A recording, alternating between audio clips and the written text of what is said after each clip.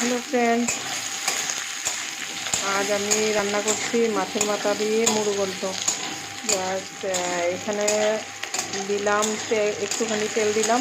তেলের মধ্যে ছেড়ে দিলাম পাঁচফোড়ন, শুকনো লঙ্কা, তারপর দিয়ে দিলাম আলুর পর দিয়ে দিলাম কাঁচা লঙ্কা আর বাদাম।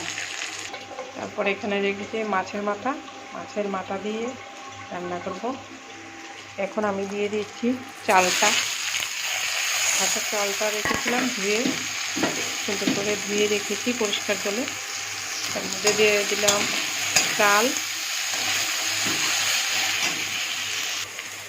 চালটা দেওয়ার পরে একটুখানি সামান্য পরিমাণ জিরা দিয়ে দিলাম,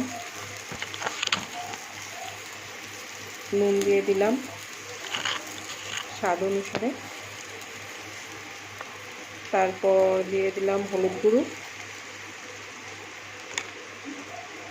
এখন আমি দিয়ে দিচ্ছি মাছের মাথা, দিয়ে দিলাম, একসঙ্গে নাড়াচাড়া করে নেব।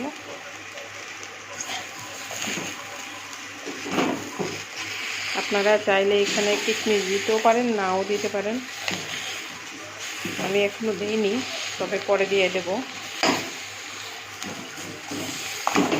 মাথাটা অনেক বড়, মাছের মাথাটা এত বড় হয়ে গেছে।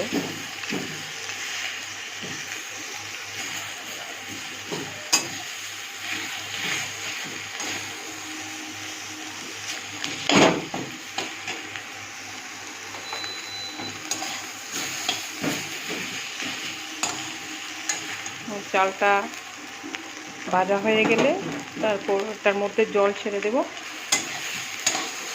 সামান্য পরিমাণ জল দিয়ে দিলে তারপর আস্তে আস্তে হয়ে যাবে।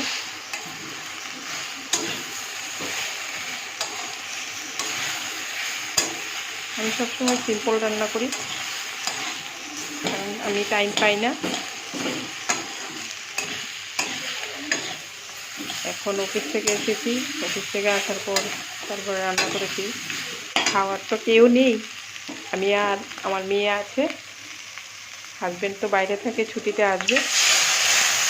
এখন দিয়ে দিলাম একটুখানি জল।